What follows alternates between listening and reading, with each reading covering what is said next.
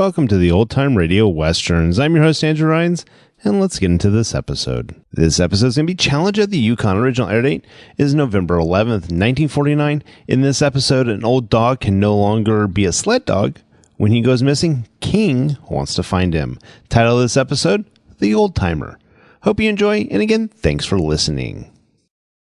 Now, as gunshots echo across the wind-swept, snow-covered reaches of the wild Northwest, Quaker puffed wheat and Quaker puffed rice, the breakfast cereal shot from guns, present the Challenge of the Yukon.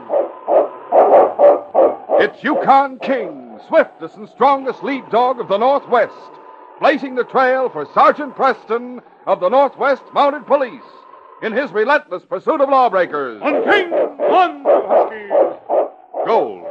Gold discovered in the Yukon. A stampede to the Klondike in the wild race for riches. Back to the days of the gold rush. With Quaker puffed wheat and Quaker puffed rice, bringing you the adventures of Sergeant Preston and his wonder dog, Yukon King, as they meet the Challenge of the Yukon.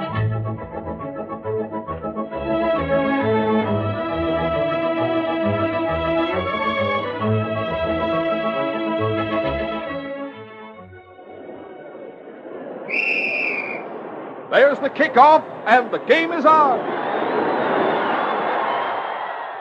Whether it's football you like to play or any other sport, you need a hearty breakfast. So start tomorrow to enjoy a breakfast of delicious Quaker puffed wheat or Quaker puffed rice with milk or cream and fruit.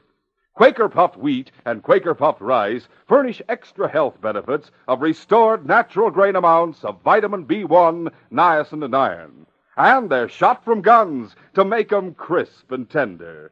They're shot through and through with swell nut-like flavor, too. Don't wait. It's the hearty breakfast you like to eat. Quaker puffed rice or Quaker puffed wheat.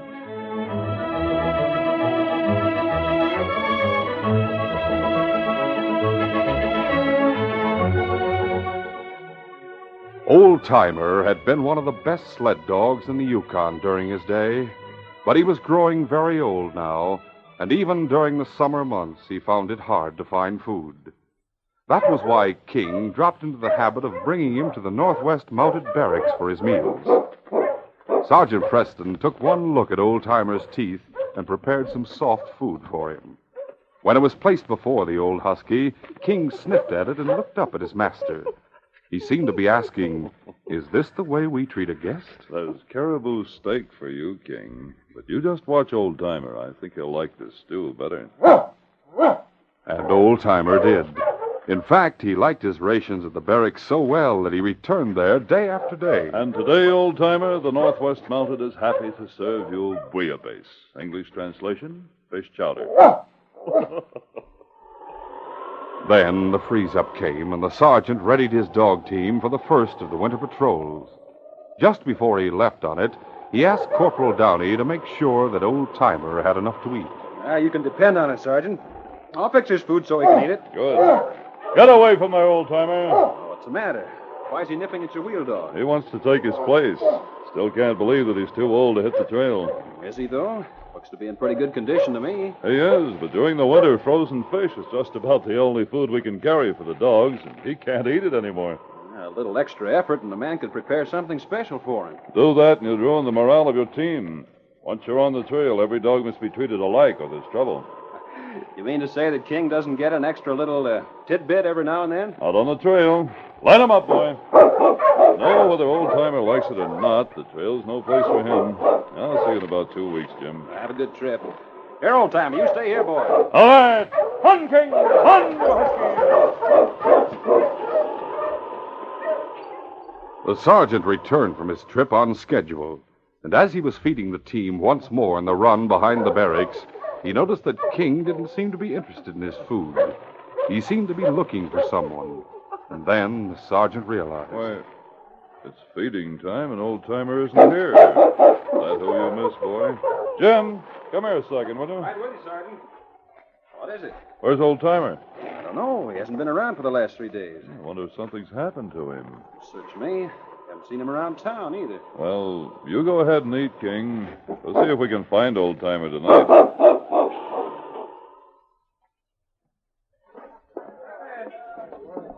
The sergeant asked for news of Old Timer all over town that evening. And finally, at the Monte Carlo... Jack, sure remember the dog I mean. Silver gray husky, Harry Wescott's wheel dog. Sure, I remember him. Good dog, too. I saw him the day before yesterday. Where? Here in town. He was working with a team, and how he loved it. Oh, I don't think we're talking about the same dog. Well, I'm talking about Old Timer. Well, he's too old to work with a team. You wouldn't say that if you'd seen him leaning into those traces. Well, he's strong enough. As long as whoever it is that has him doesn't take him out on the trail. Well, that's where he was heading. You're sure, Tex? Positive. What's wrong with his hitting the trail? Well, he can't eat trail rations.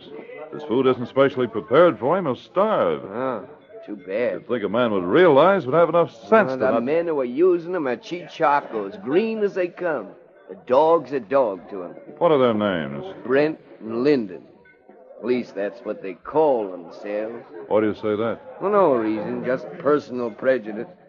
I'd call them a couple of rats, except I got too much respect for rats. You don't think they'll give Old Timer any special treatment? Maybe a good beating if he doesn't pull his weight. Well, they won't get away with it. You know where they were heading? Up the Klondike toward Grand Ledge. Grand Ledge. You have to make a patrol up there. There's no reason why I shouldn't start right away. If I'd only known that Old Timer... That's all right, Tex. We'll make sure he isn't mistreated. Brent and Lyndon have no real claim to him. Come on, King. We're going to find Old Timer. The following morning, in the town of Grand Ledge, Nancy Croydon slipped into her parka long before it was light and walked down the main street to the Northern Trading Company's store. She met Herbert Gridley, the local manager, as he was just about to open the front door. I don't think the door's locked, Mr. Gridley. What's that? Is Bill here already? Well, you knew he was working late last night, and he must have fallen asleep. He didn't come home. Well, let's see. Oh, he locked the door anyway. Maybe he went to sleep on the cot out in the storeroom. Come in, Mrs. Croydon. We'll wake him up and send him home with you for some breakfast. You understand, Mr. Gridley, I don't mind his working late, but, well, this staying here without letting me know. I woke up a little after midnight, Wait. and Good heavens. What's the matter? The safe's open. Well, that's carelessness. With Bill here and the door locked? Mrs. Croydon, all the miner's gold is gone. Bill! Wake up! Wait. Why, he isn't here.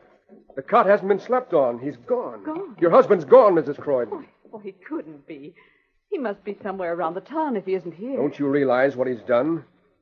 I don't know what you're talking about. He's stolen all the gold that I've been keeping for the miners in my safe. Well, that isn't true. The facts speak for themselves. He's gone, and so's the gold. Oh, my husband's not a thief. I suppose it was because of Davy he did it. I won't let you say such a thing. He wanted Davy to have that operation on his foot so he could run and play like the other boys. I don't really blame him for feeling the way he did. Mr. Gridley, It's something he wanted so much he didn't care what he did to get the money. you've got to stop taking it for granted that Bill's a thief. He couldn't do such a thing. Not even for Davy. Naturally, this is a shock to you. But how can I ever explain to the miners? It's their loss, of course. I'm not responsible in any way, but what shall I say to them? They trusted Bill as much as I did. If someone stole the gold, it wasn't Bill. That reminds me. Of what? Well, when I woke up last night, I went to the window and I saw a couple of men down here by the store. They were driving a dog team and heading out of town. Now, perhaps Wait, they had... was Bill one of them? No. You're sure? Absolutely. They were much larger men. Well, they couldn't have had anything to do with it. Why not? Unless they were Bill's accomplices. Don't you understand, Nancy? Outside of myself, Bill's the only one who knew the combination to the safe. And it wasn't forced open. We had a light snow last night. Should be easy to follow their trail. I'm not going to stand for an accusation such as you've made without fighting back, Mr. Gridley. I'm going after those men. Oh, you're just hysterical, Mrs. Croydon. This is a matter for the police. And by the time you get word to Dawson, they'll be... No, I'm going after them. And suppose you find Bill with them. What then? Perhaps they held him up. Perhaps he followed them. That's it. Oh, no, it isn't. Try to calm yourself and think clearly. I'm going to follow that trail. Mrs. Croydon hurried from the store and down the street to the Gordons. She asked Mrs. Gordon to take care of Davy for the day, and then ran on to her own home. Davy, where are you? I'm out in the kitchen, Mom. Have you had your breakfast? It's all ready. I'm all finished. Oh, that's fine. Davy, I'm going out of town for a little while, and and you're going to stay with Mrs. Gordon until I get back. I'll get your park. Where are you going? Can I come too? Not this time, dear. It's business for your father. But I'll be back in a few hours, I'm sure. Here you are. Mrs. Gordon let me play with Spot. Of course. I wish I had a dog. Well, we'll try and find you one. Come on, darling. All right, Mom. At noon that day, Sergeant Preston was within 2 miles of Grand Ledge. And as the team neared the point where the hill trail joined the main one, King slowed up and looked back at his master. The sergeant stepped on the brake. Oh, there. Oh, you Husky. What is it, boy? Well, I can see the tracks of a sled and the prints the dogs left. They came from the town and turned north here, but why are you so interested, King? The great dog, who had been working as a loose lead, ran up the trail and turned back to his master, asking him to follow. I've told you we're looking for Old Timer. Is Old Timer a member of that team? Sounds like yes to me. All right, boy. We'll see where this trail leads. Gee! Gee there! On, King! On, you Husky!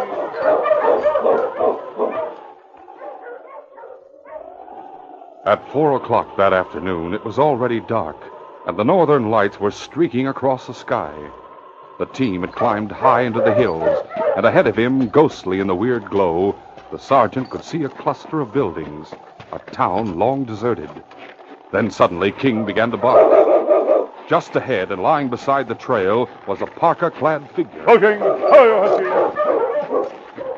The sergeant stopped the team and ran to investigate. It was a young woman. What's wrong with her? King, she's been shot. We'll continue our story in just a moment.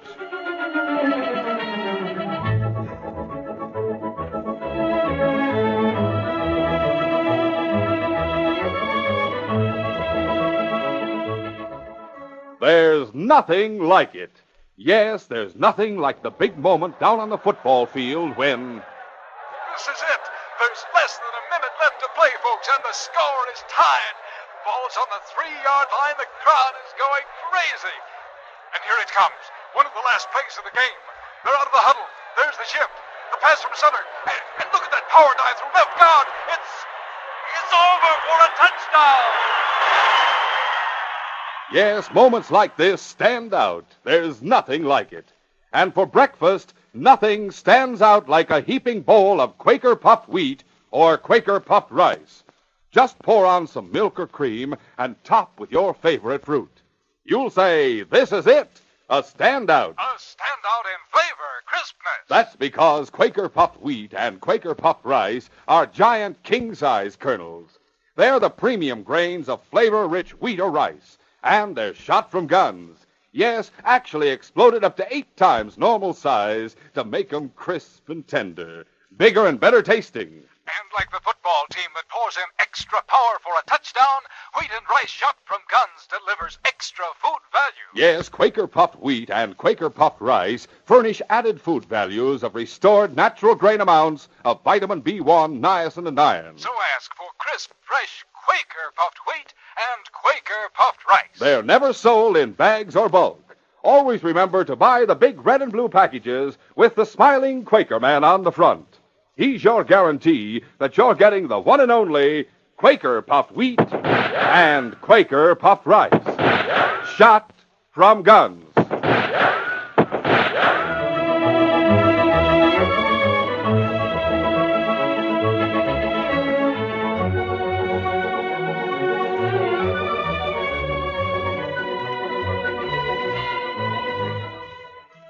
Now to continue our story. The young woman lying in the snow was Nancy Croydon. She was still alive, but the bullet wound in her shoulder was deep. Quickly, the sergeant dressed it and wrapped the woman in blankets. There was an old cabin set back from the trail among the trees, and the sergeant placed Nancy on the sled and drove her there. The cabin was deserted, but there was a stove and a cot inside. The sergeant worked fast. Before long, the cabin was snug and warm. Nancy, lying on the cot, stirred under the blankets. The sergeant had a cup of broth ready for her. Hello. Don't try to talk until you've drunk this. When Nancy had finished with the broth. You belong to the Northwest Mounted. Sergeant Preston, at your service. Did Gridley send you after me? Why, no, I don't even know who you are. I Found you lying beside the trail. Are we inside the town? No, about a half mile from it. Well, what are you doing here? Suppose you tell me about yourself first. Who shot you? I don't know. I was following the sled tracks, and they led straight into the town. Well, all of a sudden, I saw an old man. He was up on the roof of the hotel, and he was shaking his fist at me and shouting something. Something I couldn't understand. Something about the town belonging to him. And then the bullet hit me. It knocked me down, and I got up and ran. I ran as far as I could. The old man shot you? Well, he was the only one I could see, but he couldn't have. He didn't have a gun. There were other men in that town, though. Obviously. Do you know about the robbery? No, what robbery? In Grand Ledge last night. The Northern Trading Company. Mr. Gridley accused my husband. Nancy told the sergeant why she had followed the sled tracks to the ghost town, of her suspicion that the two men who drove the sled were really responsible for stealing the gold. And when she had finished her story, the sergeant asked her a number of questions. Finally, You say the sled tracks go straight through the town. Well, I only got as far as the hotel, but they seem to be heading for the mine entrance. Oh? That's at the upper end of the street. No sign of anyone, of course, but Brent and Linden must be somewhere around. You know their names? I've been following them for a different reason. Whether they stole the gold or not remains to be seen, but one of them must have shot you, so I'm going after them. You'll be safe and warm here. Now, don't try to move till I get back. I promise I won't be more than an hour. the sergeant and King started into the town. There was no sound, no sign of any human being. But the sergeant relied on King to warn him of any danger. We're still looking for old-timer, King. All of the tumble-down buildings that lined the street seemed to be deserted. The sled tracks led on to the mine entrance and disappeared inside it. Go straight into the tunnel, King. When the entrance was reached, the sergeant stopped for a moment to light a hurricane lantern. Go on, boy. Just inside the entrance, the sergeant found a sled. Unharnessed the dogs here and took them farther in. Easy, boy. A lot of side tunnels. No telling when we'll run into something. King never hesitated. He started to the right, and then to the right again. This tunnel must run through the hill at the back of the town. Sloping down, yes. Down, King! Suddenly, there was a sharp explosion that rocked the walls of the tunnel. It was followed by the dull rumble of a landslide. Hold it, boy. It sounded as if it came from the entrance. Perhaps there isn't any entrance now. You don't seem to be worried, though, King. Still want to go on? Oh, dogs. So we're still heading for old-timer. Go on, King. A few minutes later, the tunnel opened into a vault-like timbered room. The ceiling was supported by a line of posts, and to each of them a dog was tied. With one exception, all of them were on their feet and barking at King. The exception was Old-Timer. He was lying down very still, but there was a welcome in his eyes for his friends. Hello, old-timer. How you feeling, boy? Hungry? Well, if we ever get out of here, that'll be taken care of. A muffled voice from the corner of the room attracted the sergeant's attention. It was a man bound and gagged. The sergeant made short work of cutting his ropes and untying the gag. Thanks. You Bill Croydon? How did you know that? Sergeant Preston, Northwest Mounted Police. I'm investigating the Grand Ledge robbery. What happened to you? Well, last night in Grand Ledge, a couple of crooks by the name of Brent and Linden. I worked for the Northern Trading Company. I know. Go on. I was working late. They knocked on the door. I figured it was a couple of travelers who needed supplies, so I let them in. They forced you to open the safe? Oh, they didn't have to. I'd been working. I was just getting ready to put the ledgers back in the safe. It was open. All they did was knock me out and tie me up. When I came to, I was on the trail on their sled. They'd cleaned out the safe. Where's the gold? Up above. Above? Yes, this room is right underneath the hotel.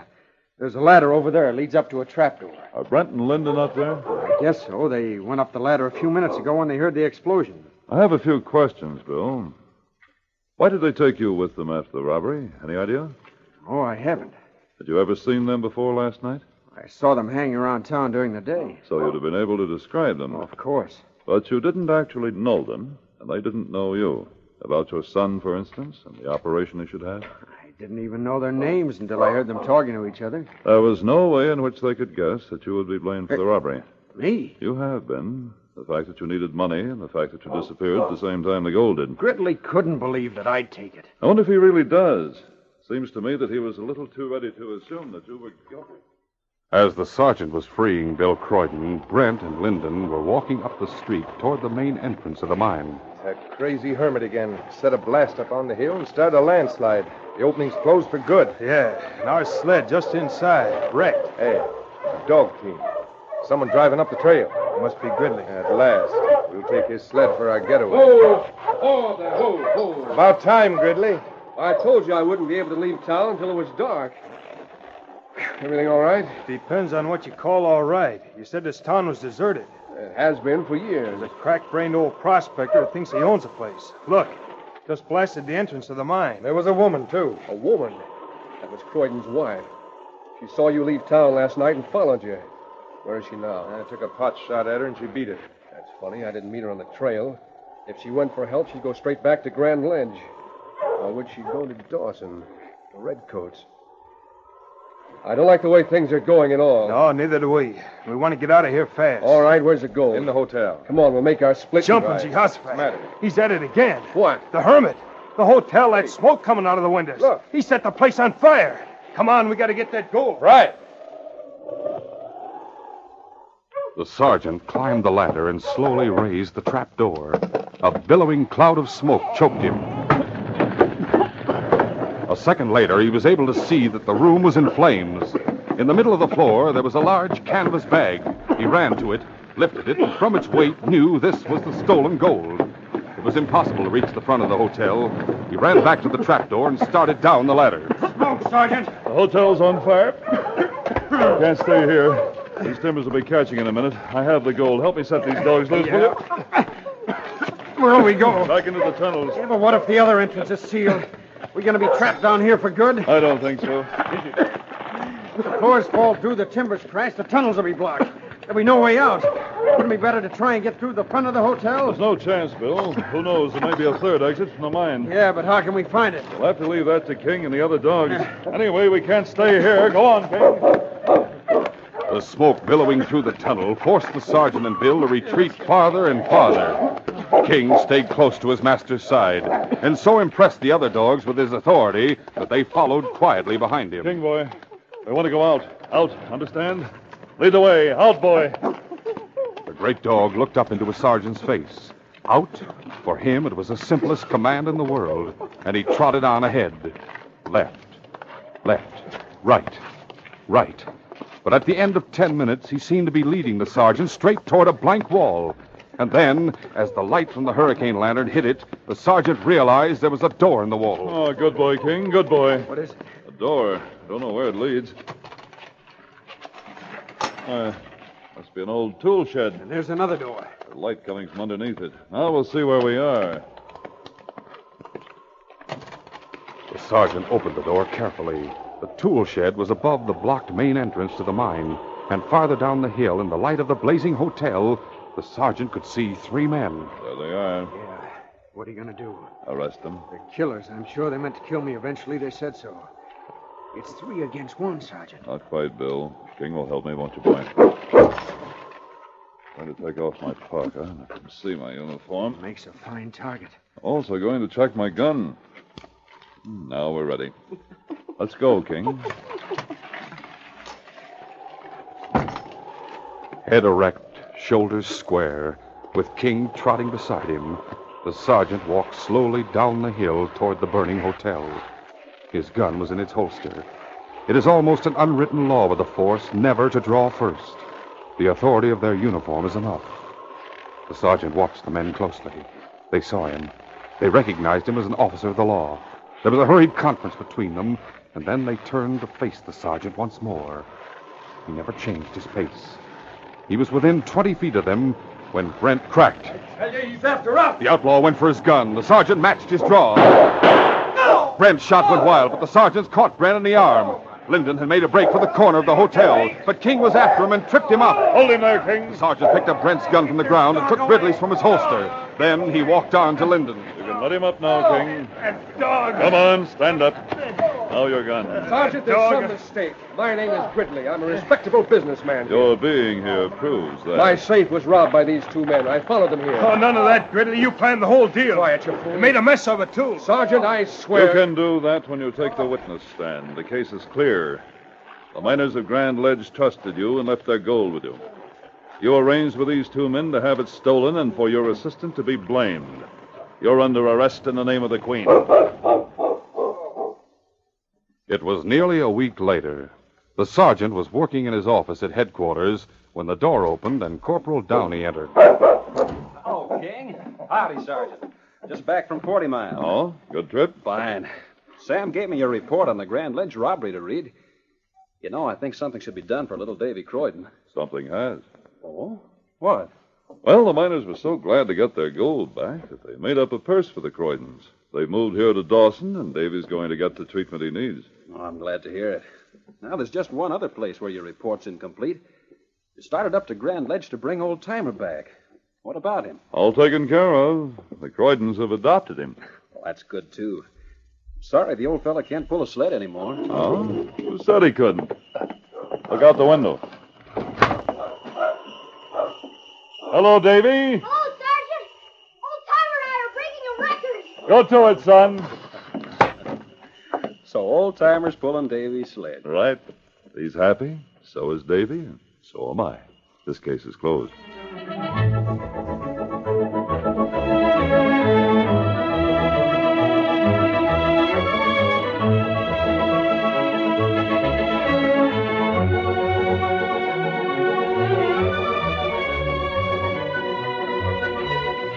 In just a moment, Sergeant Preston will give you a preview of Monday's adventure.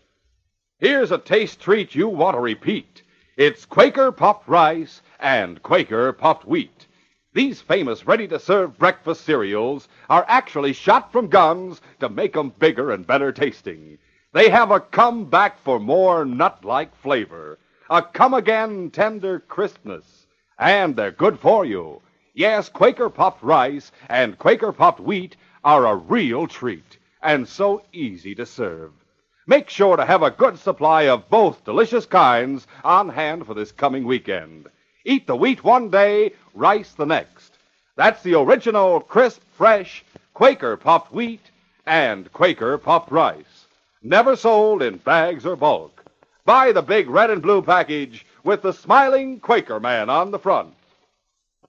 Listen Monday when Sergeant Preston and Yukon King meet the challenge of the Yukon in the case of the Senator Finds a Treasure. The case began when the inspector sent me to check on the death of a notorious confidence man who called himself Senator Blackburn.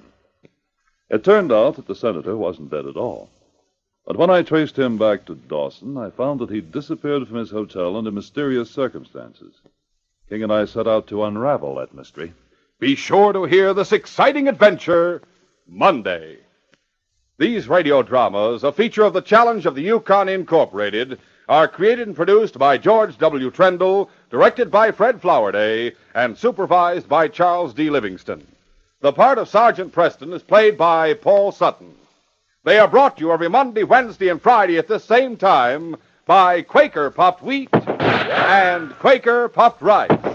The breakfast cereal shot from guns.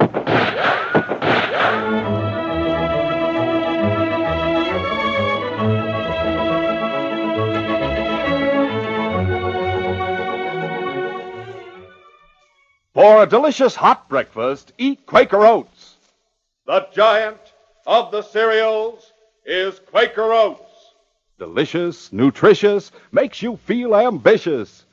The giant of the cereals is Quaker Oats. Say, boys and girls, do you want to be a star someday in sports and activities? Then start on good Quaker Oats breakfast tomorrow. 'Cause nourishing oatmeal gives you more growth and endurance than any other whole grain cereal. Remember, Quaker and Mother's Oats are the same.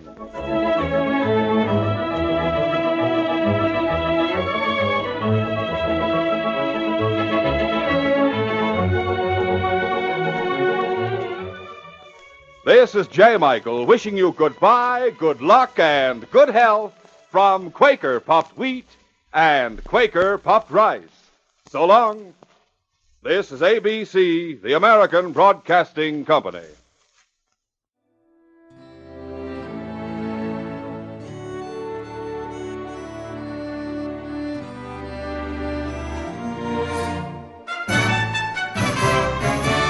This has been a presentation of OTRWesterns.com, and we hope you enjoyed. Please take some time to like and rate our shows in your favorite podcast application. Follow us on Facebook by going to OTRWesterns.com/Facebook. Join in the conversation by going to OTRWesterns.com/Discord. And don't forget to send us an email, podcast@OTRWesterns.com. This episode is copyright under the attribution, non-commercial, share alike copyright. For more information, go to OTRWesterns.com/copyright. Have a great day, and again, thanks for listening.